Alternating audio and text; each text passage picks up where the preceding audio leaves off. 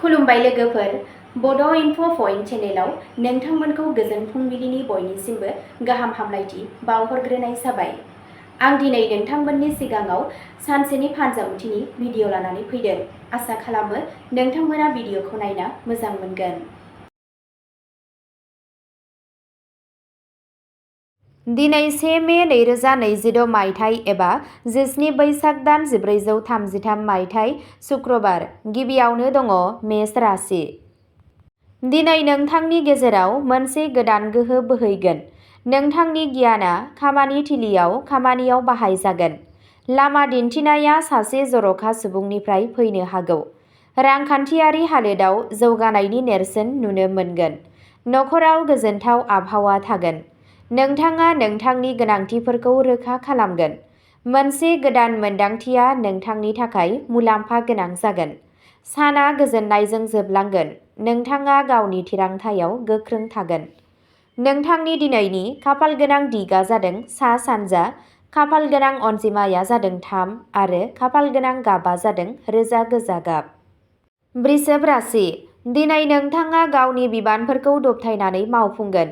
खामानि मावनायाव नोंथांनि दिदोमथिखौ बाख्नायनाय जागोन। आयनि गोदान फुंखा सोमजिनायनि जाथावना दं। नखराव गोरोबलायनायखौ लाखिगोन। नोंथाङा सोरबा गोजाम लोगोखौ लोगो हमनो हागौ। नोंथांनि धोर्यआ जाफुंसारगोन। गोदान बिथांखिफोरा महर लागोन। जोबनायाव नोंथांनि गोसोआ गोजोन जागोन। नोंथांनि गावजों गाव फोथायनाया गोख्रों जागोन। नोंथांनि दिनैनि खाफालगोनां दिगा जादों सोनाब, खाफालगोनां अनजिमाया जादों 6 आरो खाफालगोनां गाबा जादों क्रिम गलाब गाब। मिथुन राशि। दिनै नोंथांनि सोरजिथाया सिगाङाव फैगोन। खामानि थिलियाव गोदान खाबुफोर सोमजिनो हागौ। गोनां खारिथिया मुलाम्फा गोनां जागोन। रांखान्थियारि बिथिङाव समानथि लाखि। नोंथाङा लोगोफोरजों मोजां सम मोनगोन। नोंथांनि बिबुंथिया गोहोम गोनां जागोन। सानस्रिया मोनसे गोदान लामाजों जौगागोन। जोबनायाव गोजोननाय थागोन। नोंथाङा नोंथांनि खामानिजों गोजोननाय मोनगोन। नोंथांनि दिनैनि खाफालगोनां दिगा जादों खोला, खाफालगोनां अनजिमाया जादों 9 आरो खाफालगोनां गाबा जादों रेजें निला गाब। कर्क राशि। दिनै नोंथाङा धोर्य आरो बुजिनायजों खामानि मावनांगोन। खामानि थिलियाव माखासे सोलायनायफोर जाथावना दं। रांखान्थियारि बिथिङाव सांग्रांथि थानाया गोनांथार। नखरनि हेफाजाबा नोंथांखौ गोहो होगोन। नोंथाङा सासे रोंगौथि गोनां सुबुंनिफ्राय बोसोन लागोन। नोंथांनि मोनदांथि आरो गियाना जेंनाफोरखौ सुस्रांगोन। साननि जोबनायाव नोंथाङा गोजोननाय मोनगोन। नोंथांनि गोसोआ दिदोम थागोन। फिसा-फिसौ जाफुंसारनाया गोजोननाय लाबोगोन। नोंथांनि दिनैनि खाफालगोनां दिगा जादों साहा, खाफालगोनां अनजिमाया जादों 1 आरो खाफालगोनां गाबा जादों गुफुर निला गाब। सिंह राशि।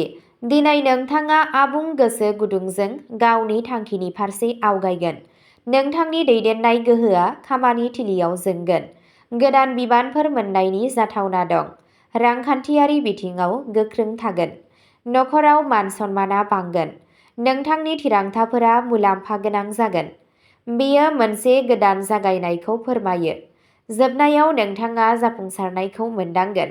नोंथांनि गोहोआ बयखौबो थुलुंगा होगोन। नोंथांनि दिनैनि खाफालगोनां दिगा जादों सानजा, खाफालगोनां अनजिमाया जादों 5 आरो खाफालगोनां गाबा जादों सना कमला गाब। कन्या राशि। दिनै नोंथाङा नोंथांनि खामानियाव आबुं लाबोनो नाजागोन।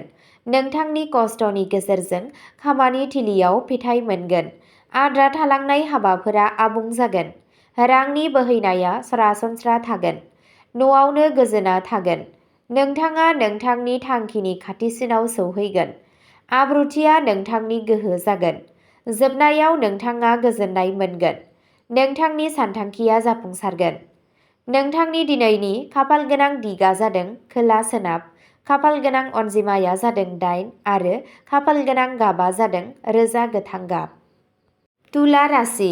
दिनै नोंथाङा समानथि आरो गियानजों खामानि मावगोन। नोंथाङा नोंथांनि हाबा मावनाय बिथिङाव हेफाजाब मोनगोन।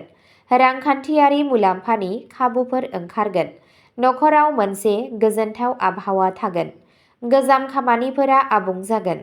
नोंथांनि मेलेमआ बाहायजागोन। जोबनायाव नोंथाङा गोजोननाय मोनगोन। नोंथांनि थिरांथाफोरा थार फोरमान जागोन। सोमोन्दोफोराव गोदै फैगोन। नोंथांनि दिनैनि खाफाल गोनां दिगा जादों सोनाब, खाफाल गोनां अनजिमाया जादों 2 आरो खाफाल गोनां गाबा जादों रेजें पिच गाब। वृश्चिक राशि।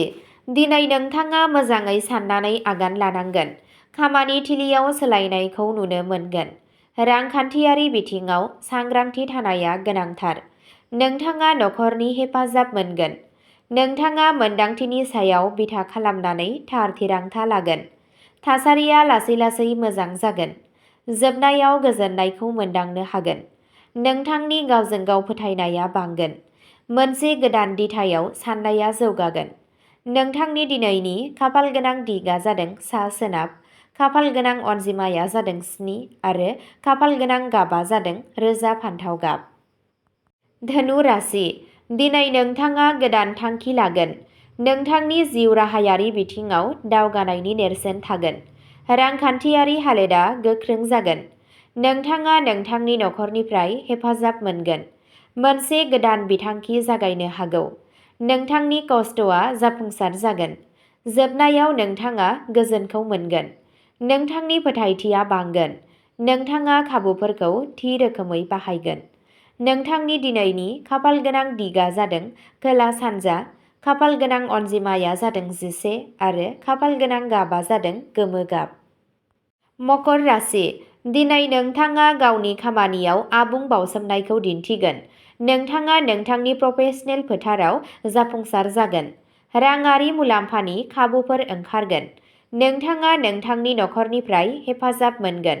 गोनांथार थिरांथाफोर लानो हायो। नोंथांनि खस्थ'नि फिथाइ मोनगोन। जोबनायाव नोंथाङा गोजोननाय मोनगोन। नोंथांनि गावारि गोहोआ बांगोन। बिथांखिफोरा जाफुंसारगोन। नोंथांनि दिनैनि खाफाल गोनां दिगा जादों साहा, खाफाल गोनां अनजिमाया जादों 4 आरो खाफाल गोनां गाबा जादों रोजा सिलर गाब। कुम्भ राशि।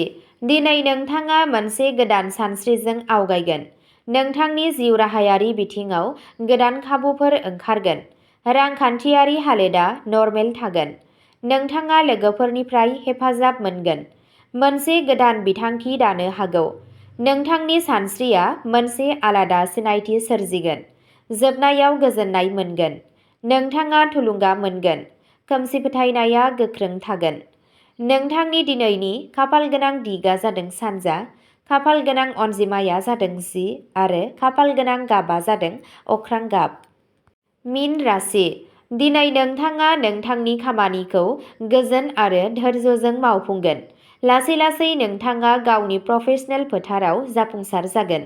रांखान्थियारि बिथिङाव सांग्रां जा। नखरनिफ्राय हेफाजाब मोनगोन। नोंथाङा नोंथांनि साननायखौ रोखायै फोरमायगोन। खामानिया थि समावनो जोबगोन। साननि जोबनायाव गोजोन थागोन। नोंथाङा गोसोआरि गोजोनखौ मोनदांगोन। नोंथांनि दिनैनि खाफाल गोनां दिगा जादों सा-सानजा, खाफाल गोनां अनजिमाया जादों 12 आरो खाफाल गोनां गाबा जादों आकाहि गाब। अब्ला दिनैनि राशि फरायथिनाय एबा फानजामुथि फरायथिनाया एसेनोसै। गोजोन्थों।